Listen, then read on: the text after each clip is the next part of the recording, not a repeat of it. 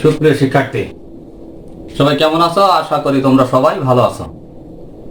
তো আমি গত পর্বে তোমাদের অষ্টম শ্রেণীর বাংলা দ্বিতীয় পত্রের ধ্বনি ও বর্ণ থেকে দেখিয়েছিলাম কিছু অংশ।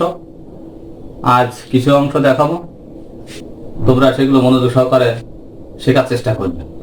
তো আমি গত পর্বে দেখিয়েছিলাম বাংলা বর্ণমালার স্বরবর্ণের লিখিত রূপ দুটি রূপ ছিল। এই দুটি রূপ, একটি পূর্ণরূপ, একটি সংক্ষিপ্ত রূপ। তোমাদের পূর্ণরূপটি দেখিয়েছিলাম। তো তোমরা যারা আমাদের গত পর্ব দেখো নাই, তারা গত পর্বটি দেখে আসবা, তাহলে তোমাদের জন্য আরো সুবিধা হয়ে যাবে।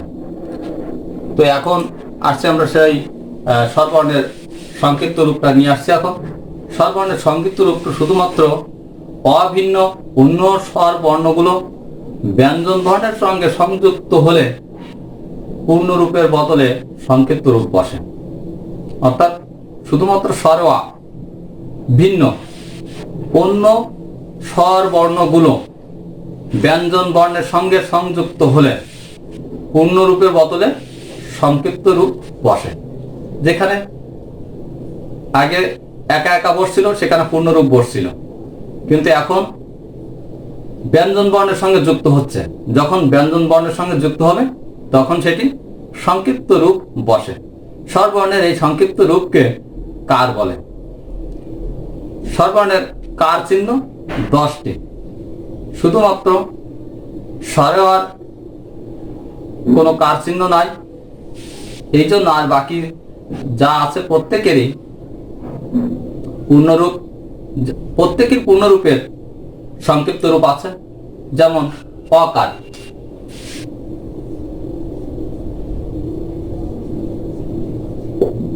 অকারের নাই, সেজন্য এটাকে আমরা শূন্য দেখি। অকারের কোনো পূর্ণরূপ নাই, তাহলে আমাদের আকার থেকে শুরু হবে। আকার,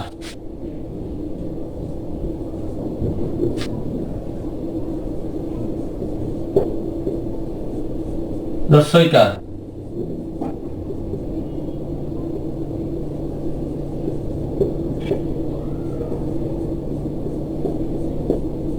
দীর্ঘইকার,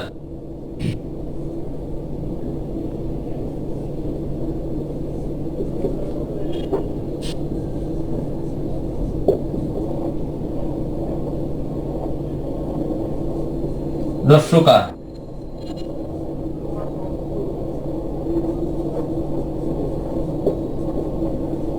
দীর্ঘকার,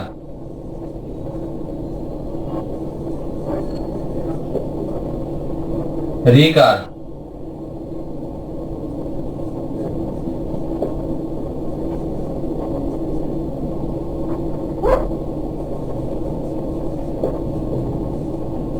একার,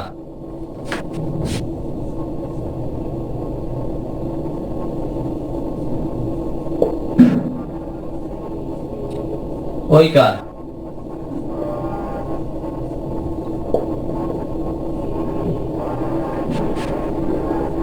ওকার,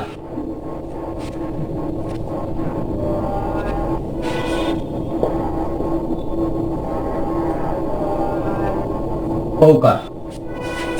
তাহলে আমাদের মোট 10টি, অর্থাৎ আমাদের প্রথমটিকে আমরা বাদ দিব। অকারটা আমাদের কোনো প্রয়োজন নাই, এজন্য অকারটা আমরা বাদ দিয়ে দিলাম। তাহলে আমাদের কয়টি আছে কার চিহ্ন?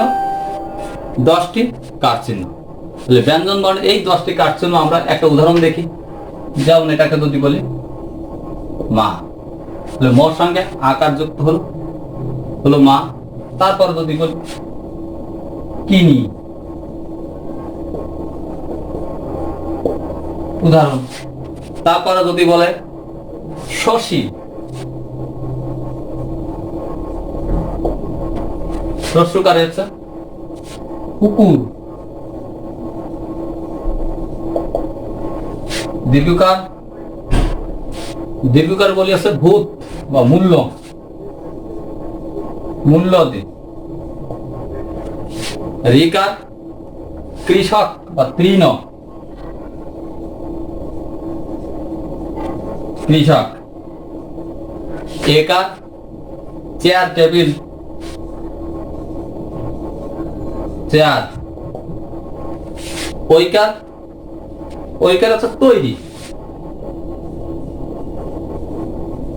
তৈরি। তাহলে ও কারে কি হবে? ও কারে হচ্ছে খোকা।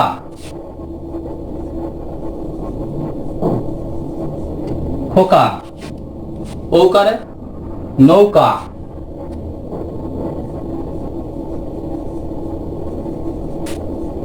নৌকা। তাহলে দেখা যাচ্ছে প্রত্যেকটাই আমাদের ব্যঞ্জনের সঙ্গে যুক্ত হয়েছে। তাহলে স্বরের সংক্ষিপ্ত রূপগুলো আমাদের ব্যঞ্জনের সঙ্গে যুক্ত হয়ে শব্দ গঠন করতে সাহায্য করে। এরপর আসি আমরা ব্যঞ্জন বর্ণের। বাংলায় এরকম ব্যঞ্জন বর্ণেরও তোমাদের রূপ আছে। ব্যঞ্জন বর্ণের দুটি রূপ আছে। একটা পূর্ণরূপ, অপরটি সংক্ষিপ্ত রূপ। স্বরবর্ণে যেমন পূর্ণরূপ তোমাদের দেখিয়েছিলাম তিনটে জায়গায়, যেমন শব্দের প্রথমে আছে, শব্দের মাঝে আছে, শব্দের শেষে আছে। আমাদের ব্যঞ্জন বর্ণেও তেমনি শব্দের প্রথমে, শব্দের মধ্যে এবং শব্দের শেষে বসবে পূর্ণরূপটা।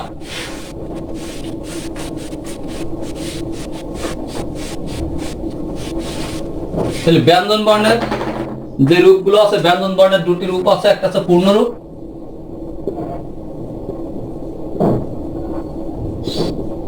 ব্যঞ্জন বর্ণের দুটি রূপ, একটি হচ্ছে পূর্ণরূপ,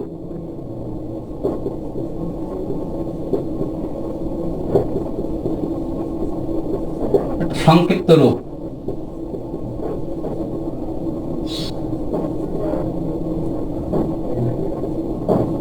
এই পূর্ণরূপের ব্যবহারগুলো আমরা দেখি শব্দের প্রথমে,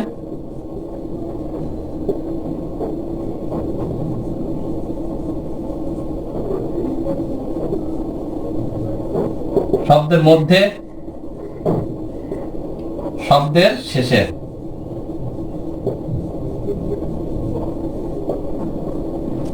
শব্দের প্রথমে যদি বলি সেটা কেমন লেখা যায়? যদি বলি কবিতা,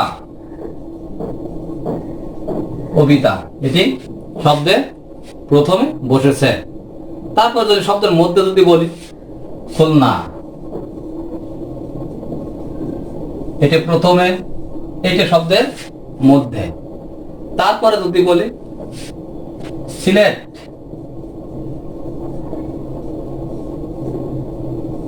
শব্দের শেষে। তাহলে শব্দের প্রথমে পূর্ণরূপ বসতে পারে, শব্দের মাঝে পূর্ণরূপ বসতে পারে এবং শব্দের শেষেও পূর্ণরূপ বসতে পারে। স্বরবর্ণের মতন ব্যঞ্জন বর্ণের সংক্ষিপ্ত রূপ আছে। সেই সংক্ষিপ্ত রূপকে আমরা কি বলতে পারি? ফলা বলতে পারি। অর্থাৎ ব্যঞ্জন বর্ণের সংক্ষিপ্ত রূপটা কি, অনেক সময় স্বরবর্ণ ও ব্যঞ্জন বর্ণের সঙ্গে সংযুক্ত হওয়ার জন্য ব্যঞ্জন বর্ণের আকার সংক্ষিপ্ত হয়ে যায়। ব্যঞ্জন বর্ণের আকার সংক্ষিপ্ত হয়ে যায়। ব্যঞ্জন বর্ণের এই সংক্ষিপ্ত রূপকে বলা হয় ফলা। অর্থাৎ ব্যঞ্জন বর্ণের ফলা চিহ্ন কয়টি? ব্যঞ্জন বর্ণের ফলা চিহ্ন 6টি। এখন আসি আমরা এই সংক্ষিপ্ত রূপগুলোকে নিয়ে। এই সংক্ষিপ্ত রূপ, এটাকে ফলা বলা হয়।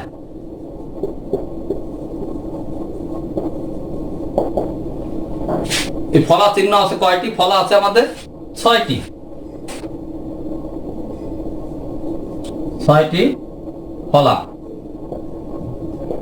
এক একটা করে আমরা আসি, সেগুলো কি? নফলা, নফলা,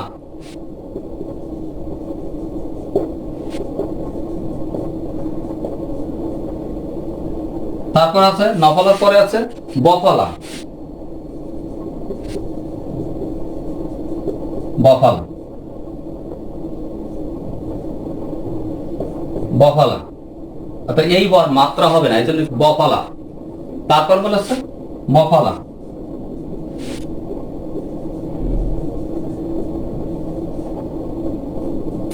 মফলা। এরপরে বসবো আমরা জফলা,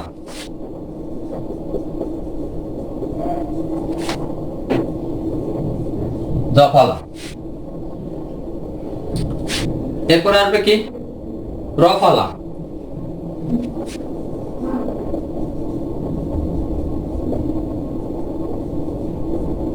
রফলা, তারপরে লফলা, রফলার সঙ্গে আরেকটা আছে রেপ ফলা, রেপ, এটা হচ্ছে লফলা।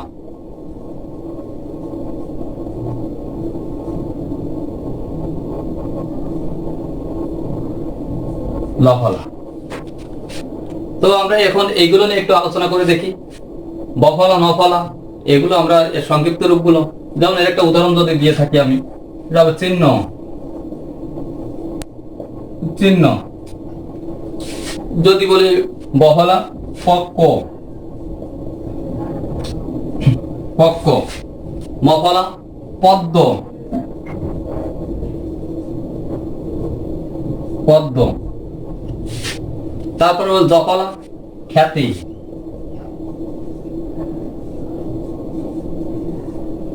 খ্যাতি। রফলা যদি বলি তাহলে করায়, কর্ম। রেপ যদি দিই আমরা, রেপ ব্যবহার যদি করি তাহলে কর্ম। লফলা আছে গ্লাস, ক্লান্ত, গ্লাস, ক্লান্ত। তাহলে আমরা দেখছি যে কি, যে আমাদের সংক্ষিপ্ত রূপেরও খুবই প্রয়োজন থাকে। অর্থাৎ ব্যঞ্জন বর্ণের সঙ্গে আমরা যে ব্যঞ্জন বর্ণের যে সংক্ষিপ্ত রূপগুলো ব্যবহার করে দেখছি, সেই ব্যবহারগুলো করার পরে আমাদের এগুলোকে সংক্ষিপ্ত রূপের কারণে নতুন নতুন শব্দ গঠিত হয়েছে। তাহলে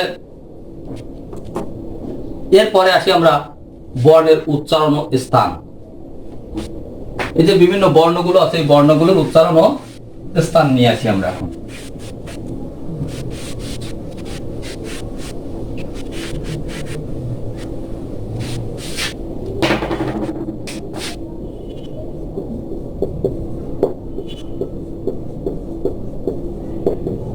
উচ্চারণ ও স্থান।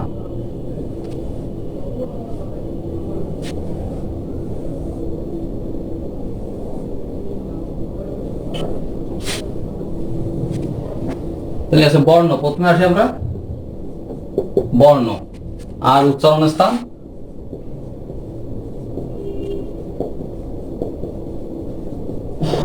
উচ্চারণ স্থান, আর উচ্চারণ স্থান অনুসারে বর্ণের নাম।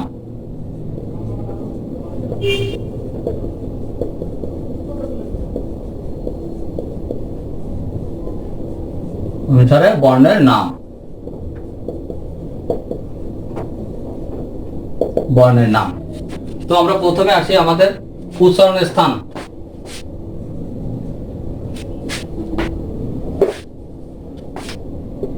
স্বরে অ, স্বরে আ, ক, খ, গ, ঘ, উম, হ। এই কয়টি আছে আমাদের কণ্ঠ বা জিহ্বামূলীয়।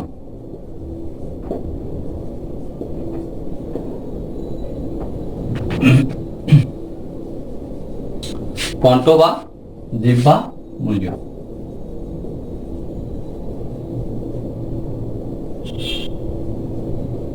জিহ্বামূল, এর নাম কণ্ঠ বা জিহ্বামূলীয় বর্ণ বলা হয়।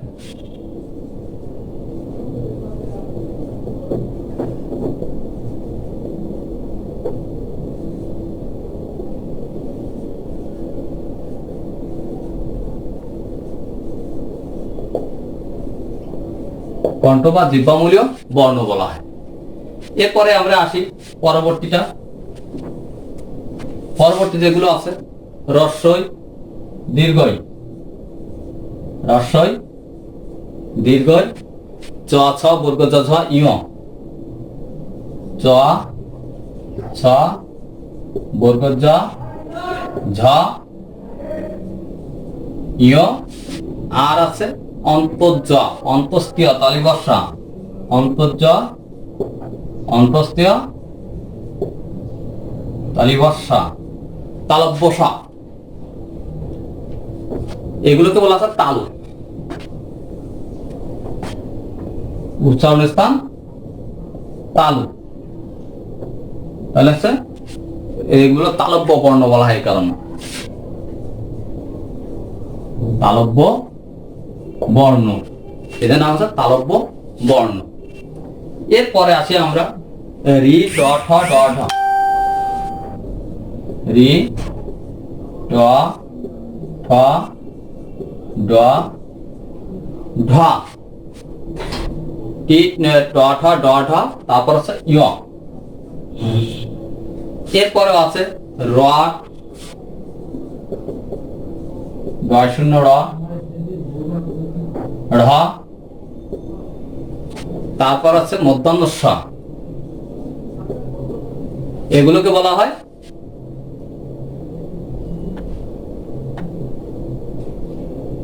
মূর্ধা বর্ণ।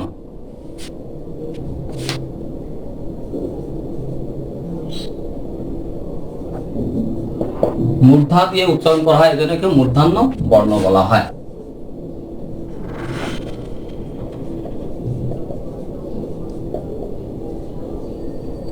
মূর্ধান্য বর্ণ। এরপরে আসছে হ্রস্ব দীর্ঘ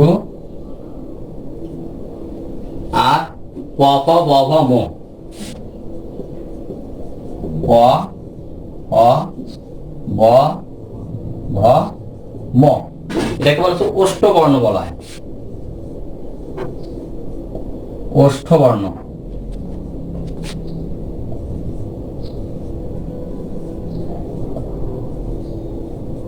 ওষ্ঠবর্ণ বলা হয়, উচ্চারণ স্থান ওষ্ঠ, এজন্য একে ওষ্ঠবর্ণ বলা হয়। এরপরে আসবো আমরা এ ওই।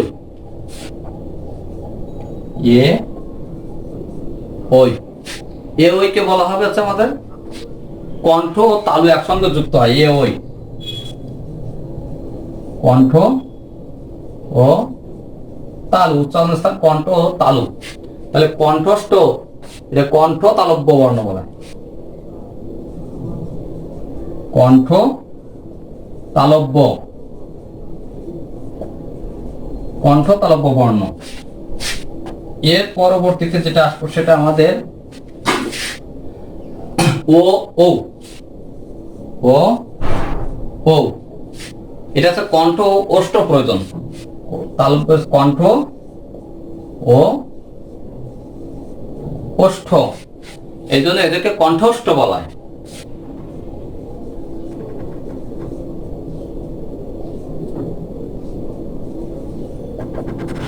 কণ্ঠস্থ।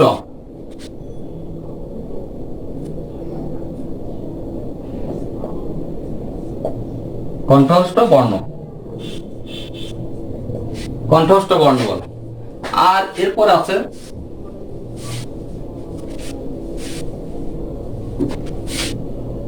ত থ দ ধ